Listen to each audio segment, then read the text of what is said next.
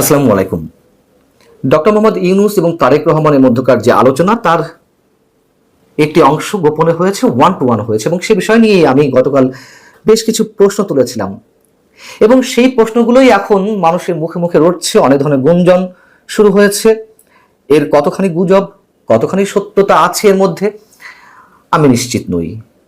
তবে BNP cross ফায়ারে পড়েছে এটুকু নিশ্চিত করে বলা যায়, এবং বিএনপির শীর্ষ নেতারা পর্যন্ত, বলা যায় পুরো দলটি যে এখনো পর্যন্ত অন্ধকারে রয়েছে সেটিও দলের সিনিয়র নেতাদের কারো কারো বক্তব্যে ফুটে উঠেছে। বিবিসি বাংলাকে দলের স্থায়ী কমিটির সদস্য সিনিয়র নেতা ডক্টর খন্দকার মোশাররফ হোসেন তিনি বলছেন যে লন্ডন বৈঠকের বিস্তারিত যখন তারেক রহমান সাহেব আমাদেরকে দলীয় ফোরামে জানাবেন তখন এইসব বিষয় নিয়ে করণীয় সম্পর্কে আলোচনা হবে, অর্থাৎ বিএনপির আগামীর পথ চলার পথ নকশা কি হবে সে সম্পর্কে নির্ধারণ করা হবে। আবার তিনিই বলছেন, ডক্টর খন্দকার মোশাররফ হোসেনই বলছেন যে এখনো আমরা বিস্তারিত জানি না, অন্য সব দাবি এখনো বহাল আছে, দলের সভায় সবকিছু নিয়ে আলোচনা হবে। অর্থাৎ যেহেতু নির্বাচন সম্পর্কে কিছুটা বলা হয়েছে, সেটিও রহস্যময় যে যদি বিচার সংস্কারের যাবতীয় সবকিছু প্রস্তুতি সম্পন্ন করা যায় তাহলে ফেব্রুয়ারির দিকে নির্বাচন। বোঝা যাচ্ছে যে পুরো দলটাই অন্ধকারের মধ্যে রয়েছে। আবার তিনিই বলছেন যে এ নিয়ে দুশ্চিন্তার কিছু নেই, যা কিছু দুশ্চিন্তার ছিল তা সব কেটে গেছে, ফলে সুষ্ঠু রাজনৈতিক পরিবেশ নিশ্চিত হয়েছে। কিভাবে নিশ্চিত হলো, তিনি কিভাবে জানলেন?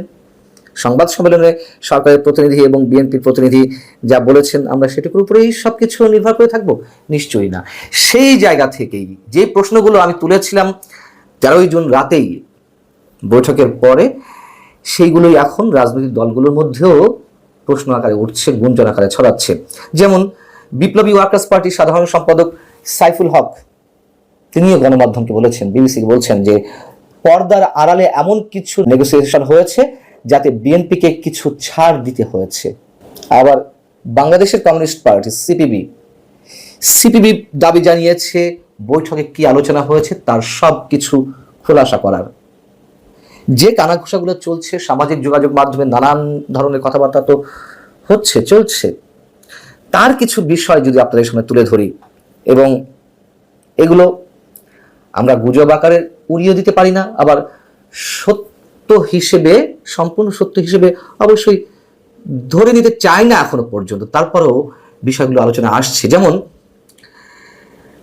কেউ কেউ বলছে যে চট্টগ্রাম বন্দর এবং আরাকান আর্মিকে করিডোর দেওয়ার যে বিষয়টি সেটি সম্পর্কেই তারেক রহমানকে কনভিন্স করা হয়েছে। কিভাবে কনভিন্স করা হয়েছে?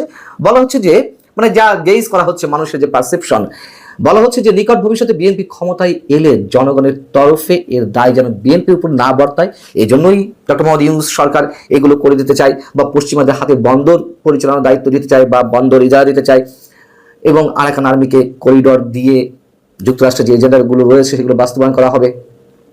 এবং একই সঙ্গে আওয়ামী লীগের অংশগ্রহণ ছাড়া নির্বাচনে পশ্চিমাদের সমর্থন আদায়টা পানির মতো সহজ হবে, যেহেতু পশ্চিমাদের এজেন্ডা বাস্তবায়ন করা হচ্ছে, এবং আওয়ামী লীগ ছাড়া যে নির্বাচন হবে তাতে তাদের পূর্ণ সমর্থন পাওয়া যাবে, এবং এই বিষয়গুলো টনিকের মতো কাজ করবে পশ্চিমাদের পক্ষ থেকে, এমনটাই নাকি বোঝানো হয়েছে।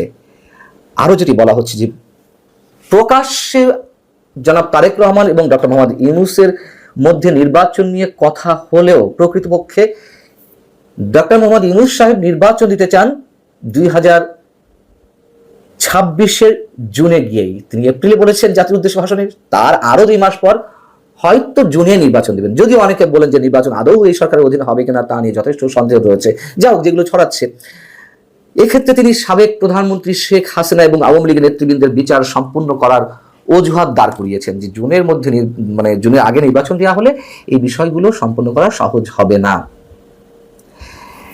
আরো যে বিষয়টি আলোচনা আসছে, মোটামুটি যা প্রশ্ন আকারে তুলেছিলাম সেগুলোই আলোচনা আসছে, যে নির্বাচনে জামাত এবং বিএনপির সাথে আসন ভাগাভাগির বিষয়টি। তাতে কি বলা হচ্ছে যে বিএনপিকে 165টি আসন দেওয়ার প্রস্তাব দেওয়া হয়েছে, বাকি 135টি আসন জামাত, এনসিপি ন্যাশনাল সিটিজেন পার্টি এবং অন্যান্য শরিক দল সহ যারা মোর্চার মধ্যে রয়েছে তারা 135টি। আর এই কারণেই মোটামুটি দর কষাকষি করতে ডক্টর মোহাম্মদ ইউনূস লন্ডন সফরে গিয়েছিলেন। আবার কেউ কেউ বলছেন যে ডক্টর ইউনূসের সাথে তারেক রহমানের আলোচনা শুধুই কালক্ষেপণ ছাড়া আর কিছুই নয়। ভেতরে জামাত, এনসিপি এবং উগ্র মৌলবাদী চক্রের সম্মিলিত পরিকল্পনায় ছক কষা হচ্ছে এক ভয়ঙ্কর খেলা খেলার জন্য। এই পরিকল্পনা বাস্তবায়নের জন্য আপাতত বিএনপিকে ক্ষমতার লোভ দেখিয়ে মাঠ ঠান্ডা রেখে সরকারের যে এজেন্ডাগুলো রয়েছে, যে পরিকল্পনাগুলো রয়েছে, সেই কাজগুলো হাসিল করাই তাদের মূল লক্ষ্য। এবং এর সাথে আরো একটি প্রশ্ন উঠছে যে বিএনপি নেতা ইশরাক হোসেনের যে মেয়র হিসেবে শপথ নেওয়া না নেওয়াকে কেন্দ্র করে যে তুমুল আন্দোলন গড়ে উঠলো, সেই বিষয়টিও কি আলোচনায় এসেছে? 3 উপদেষ্টা পদ থেকে দাবি করা হচ্ছিল, সেগুলো কি আলোচনায় এসেছে? ইত্যাদি ইত্যাদি নানান ধরনের গুঞ্জন, গুজব, জানি না এর সত্যতা কতখানি, এগুলো ছড়াচ্ছে। মিস্টার শফিকুল আলম, প্রধান উপদেষ্টা প্রেস সচিব, তিনি আবার কি বললেন? তার ফেসবুক পেজে শুক্রবার রাতেই তিনি একটি স্ট্যাটাস দিয়েছেন, যেখানে তিনি বলছেন, তিনি দাবি করছেন যে বিএনপির ভারপ্রাপ্ত চেয়ারম্যান তারেক রহমান এবং ডক্টর মোহাম্মদ ইউনূসের মধ্যকার যে ঐতিহাসিক বৈঠকটি অনুষ্ঠিত হয়েছে, তা ষড়যন্ত্রকারীদের জন্য কফিনে শেষ পেরেক ঠোকা হয়েছে। তিনি বলছেন যে সব কিছু শেষ, এখন স্মুথলি চলবে, এবং যারা সরকারের বিরুদ্ধে নানান ধরনের কথা বলছিলেন তাদের মুখে জুতা পড়েছে। এই ধরনের মন্তব্য আমরা করতে পারি, কফিনের শেষ পেরেক ঠোকা হয়েছে। আবার অন্যদিকে যে নাটক শুরু হয়েছে, খেলা শুরু হচ্ছে, আমরা স্পষ্টত এইগুলো যেগুলো বললাম সেগুলো গুঞ্জন, গুজব, সত্যতা অনেক কিছুই থাকতে পারে এর মধ্যে, কিন্তু স্পষ্ট যে খেলার কথা আমি বলতে চাই তা জামাত, এনসিপি নিশ্চয় করছে। যেমন জামাত এনসিপির সাথে আলোচনা ছাড়া তো নিশ্চয়ই ডক্টর মোহাম্মদ ইউনূস তারেক রহমানের সঙ্গে এইসব বিষয়ে আলোচনা করেনি, নিশ্চয়ই তাদের সম্মতি নিয়েই করেছে। জামাত যেমন তাদের যে বৈঠক ছিল, কার্যনির্বাহী কমিটির শনিবারের বৈঠক শেষে একটি বিবৃতি দিয়েছে। সেই বিবৃতিতে বলা হচ্ছে, সরকার এবং বিএনপির পক্ষ থেকে যে যৌথ বিবৃতি প্রদান করা হয়েছে তা বাংলাদেশের রাজনৈতিক সংস্কৃতির ব্যত্যয় বলে আমরা মনে করি। এর মাধ্যমে প্রধান উপদেষ্টা একটি দলের প্রতি বিশেষ অনুরাগ প্রকাশ করেছেন, যা তার নিরপেক্ষতা ক্ষুণ্ণ করেছে। এর আগে কি প্রধান উপদেষ্টা বা সরকার সবার সাথে আলোচনা করে সবকিছু করেছে? নিশ্চয়ই না। এবং সেক্ষেত্রে জামাত কোনো প্রশ্ন তোলেনি, এক্ষেত্রে ইচ্ছাকৃতভাবে তুলছে। এনসিপি বলছে যে এই বৈঠকে জনগণের প্রত্যাশা পুরো